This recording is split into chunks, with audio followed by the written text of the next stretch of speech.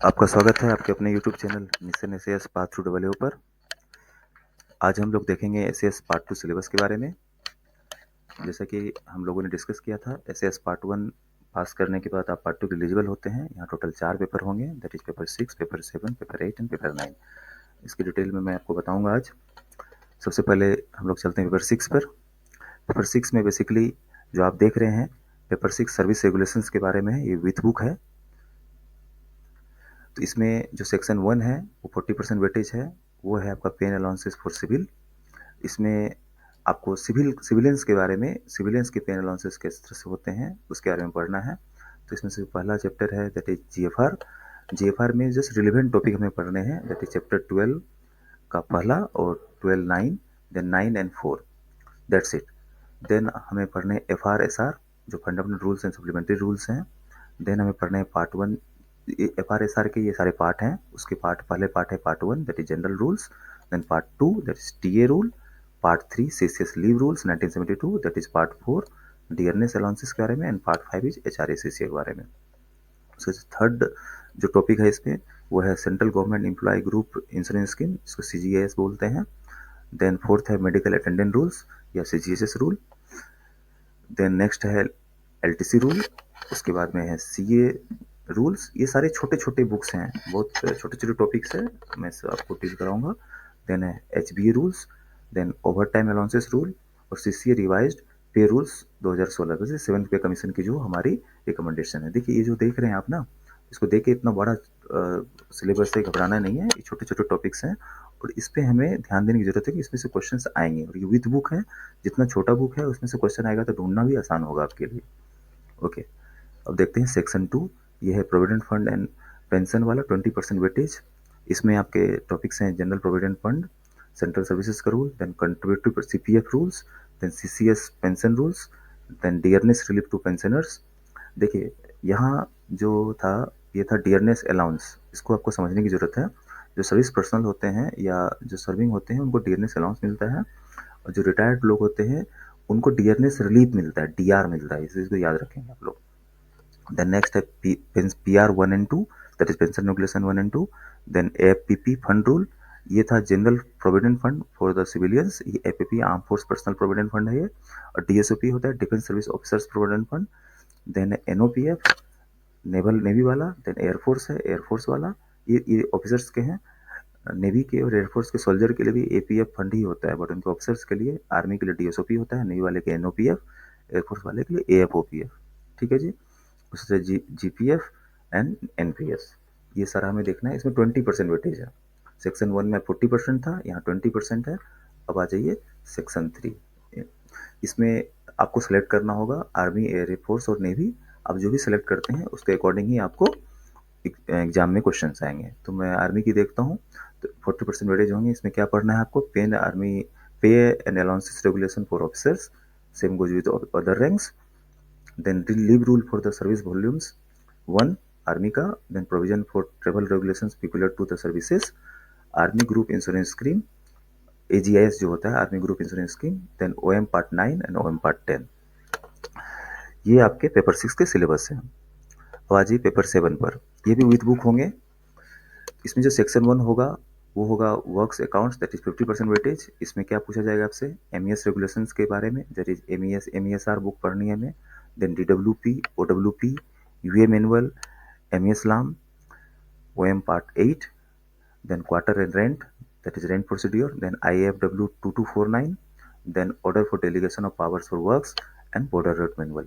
देखिए इसमें भी यहाँ पर ना हम लोग छांट के पढ़ेंगे, क्योंकि आप देखेंगे तो पिछले बार के एसएस के जो पार्ट 2 एग्जाम हुए थे उसमें मैक्सिमम लोग पेपर 7 में ही अटके थे, पास नहीं कर पाए थे। तो पेपर 7 पे आपको ना सारे बुक्स पे ध्यान देने की जरूरत नहीं है। मेन बुक्स जो हमें पढ़ना है दैट इज एमईएसआर, डीडब्ल्यूपी, ओडब्ल्यूपी पतली बुक है लेकिन इसमें क्वेश्चन बहुत सारे आते हैं, इस पर हमें ध्यान देने की जरूरत है। देन यूए मैनुअल, एम इस्लाम, OM8, ये जो देख रहे हैं ना, सब एक दूसरे से इंटर रिलेटेड है। इसको रिलेट करके पढ़ने में आपको कोई दिक्कतें नहीं आएगी। नेक्स्ट आ जाइए पेपर 7 का जो नेक्स्ट सेक्शन होगा वो, उसमें फिर अगेन आर्मी नेवी एयरफोर्स में आपको सेलेक्ट करना है। इसमें store accounts and internal audit के बारे में है। तो आर्मी में आएगा आपका store accounting, that is SAI book, SAI। Store accounting instruction, then आलम part 1 and part 2, then DSR volume 1 and 2 and DRDO manual army section.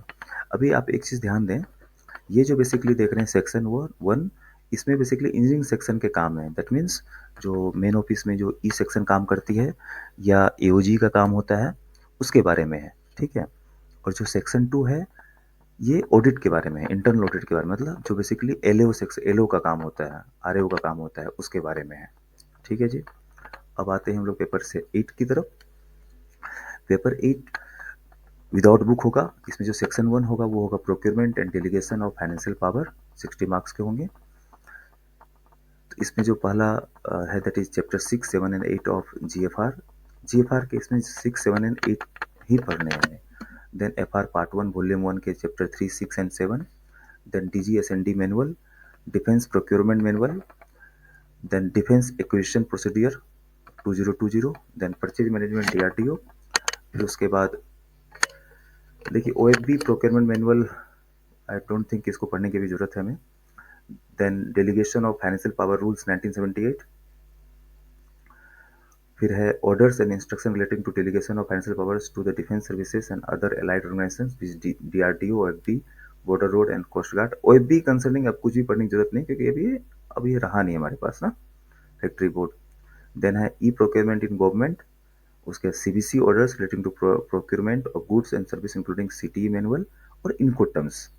इस इनकोटम्स से क्वेश्चन आएंगे, 100% आएंगे, हमें पढ़ना है।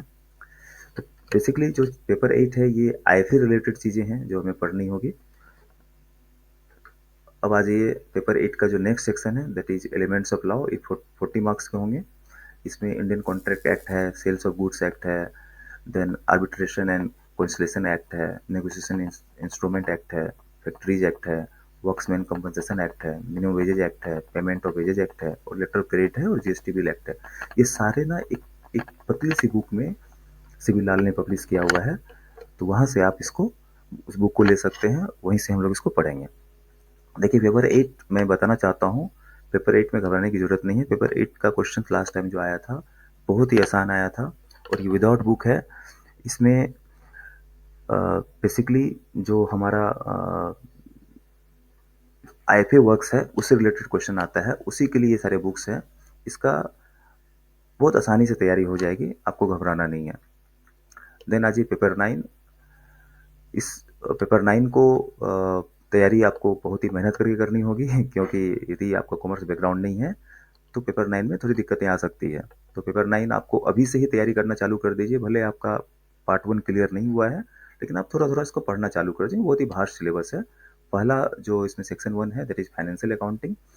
बेसिकली 11th क्लास की जो कॉमर्स की जो सिलेबस है, लगभग वो सारे सिलेबस इसमें है, आप एक नज़र मार लें। देना है section 2। Section 2 basically cost accounting है। सेक्शन 2 को मैं बोलूँगा आपको फोकस करना है, क्योंकि यहाँ से आप मार्क्स ले सकते हैं। यदि आपका बैकग्राउंड कॉमर्स का है फिर तो कोई दिक्कत नहीं है, अदरवाइज सेक्शन 2 मेरे हिसाब से यहाँ से मार्क्स निकालना ज़्यादा आसान होगा आपके लिए। तो ये विद दैट हम लोगों ने सिलेबस को एक मोटा मोटा एक जस्ट एक गाइडलाइन की तरह देख लिया है, और जब हम लोग डिटेल में इस टॉपिक्स को पढ़ेंगे तो डिटेल में इसके बारे में जानेंगे। तो मैंने आपको पार्ट 1 एंड पार्ट 2 दोनों के सिलेबस के बारे में मोटा मोटा आइडिया दे दिया है, और हम लोग अब आगे बढ़ेंगे पार्ट 1 के पेपर 1 की तैयारी से। और मैं छोटे छोटे टॉपिक्स को पकड़ूंगा ताकि हमारा मार्क्स सिक्योर होना चालू हो जाए। हमें देखिए, आपको मैं फिर से बताना चाहता हूँ, यदि आपको ज्ञान प्राप्त करना है तो ये प्लेटफॉर्म आपके लिए सही नहीं है। फिर आप बुक्स को पढ़ें और अच्छे से पढ़ें और उसको वहाँ से ज्ञान प्राप्त करें। लेकिन आपको यदि एसएस क्रैक करना है तो आप एक राइट प्लेटफॉर्म पर हैं। यहाँ हम लोग सिर्फ उसी चीज़ों पे फोकस करेंगे जिससे आपके मार्क्स बढ़ें और आप क्वालिफाई हो जाएं। ओके देन, इसके साथ ही मैं इस वीडियो को एंड करता हूँ। मिलते हैं अगले वीडियो पर, तब तक आप लोग तैयारी करते रहें। जय हिंद।